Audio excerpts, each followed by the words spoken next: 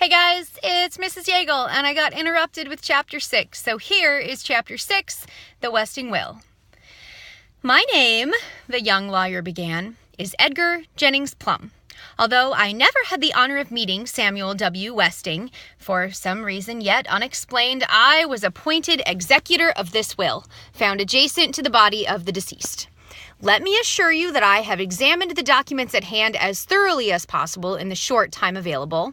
I have verified the signatures to be those of Samuel W. Westing and his two witnesses, Julian R. Eastman, President and Chief Executive Officer of Westing Paper Products Corporation, and Sidney Sykes, M.D., Coroner of Westing County.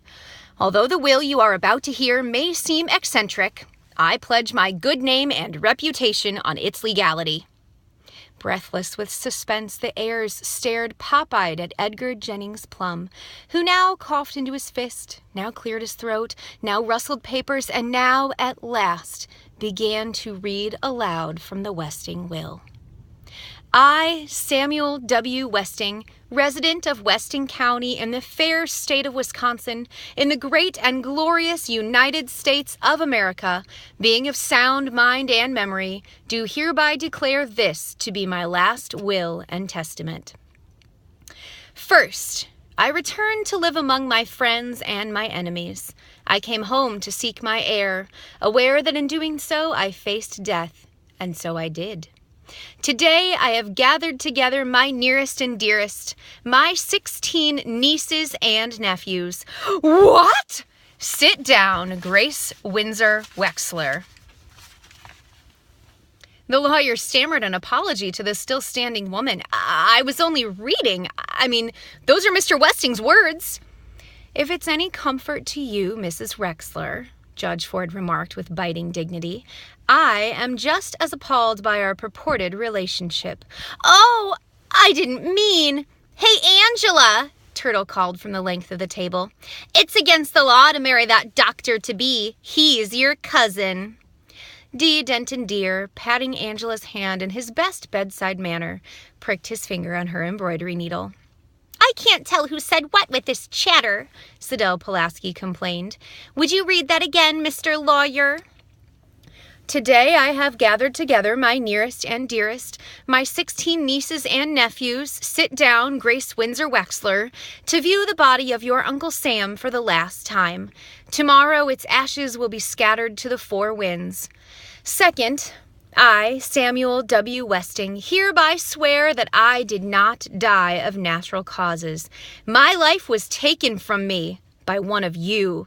Ugh! Chris's arm flailed in the air. His accusing finger pointed here. No, there. It pointed everywhere. His exaggerated motions acted out the confusion shared by all but one of the heirs as they looked around at the stunned faces of their neighbors to confirm what they heard. Rereading her notes, Sidel Pulaski now uttered a small shriek. Eek! Murder? Does that mean Westing was murdered? Sandy asked the heir on his left. Crow turned away in silence. Does that mean murder? He asked the heir on his right. Murder? Of course it means murder. Sam Westing was murdered, Mr. Hu replied. Either that, or he ate once too often in that greasy spoon coffee shop. Theo resented Mr. Hu's slur on the family business. It was murder all right, and the will says the murderer is one of us. He glared at the restaurant owner. Have the police been notified of the charge? Judge Ford asked the lawyer. Plum shrugged. I presume they'll perform an autopsy. The judge shook her head in dismay. Autopsy? Westing was already embalmed. Tomorrow he'd be cremated. The police are helpless. The culprit is far too cunning to be apprehended for this dastardly deed. Oh, my! Flora Bombat clapped a hand to her mouth on hearing dastardly. First murder, now a swear word. I alone know the name. Now it is up to you. Cast out the sinner. Let the guilty rise and confess. Amen, said Crow. Third, who among you is worthy to be the Westing heir? Help me. My soul shall roam restlessly until that one is found. The estate is at the crossroads. The heir who wins the windfall will be the one who finds the ashes, the doorman shouted. Some tittered to relieve the unbearable tension. Some cast him a reproachful glance. Grace Wexler clicked her tongue, and Sidel Pulaski shh. It was just a joke, Sandy tried to explain. You know, ashes scattered to the winds, so the one who finds the windfall gets... Oh, never mind. Fourth, hail to thee, O land of opportunity. You have made me, the son of poor immigrants, rich and powerful and respected. So take stock in America, my heirs, and sing in praise of this generous land. You too may strike it rich who dares to play the westing game. Game? What game? Turtle wanted to know. No matter, Judge Ford said, rising to leave. This is either a cruel trick or the man was insane. Fifth, sit down, Your Honor, and read the letter this brilliant young attorney will now hand over to you. It was uncanny. Several heads turned towards the coffin, but Westing's eyes were shut forever. The brilliant young attorney fumbled through a stack of papers, felt his pockets, and finally found the letter in his briefcase. Aren't you going to open it? Theo asked as the judge resumed her seat and put the sealed envelope in her purse. No need. Sam Westing could afford to buy a dozen certificates of sanity. The poor are crazy, the rich just eccentric, Mr. Hu said bitterly.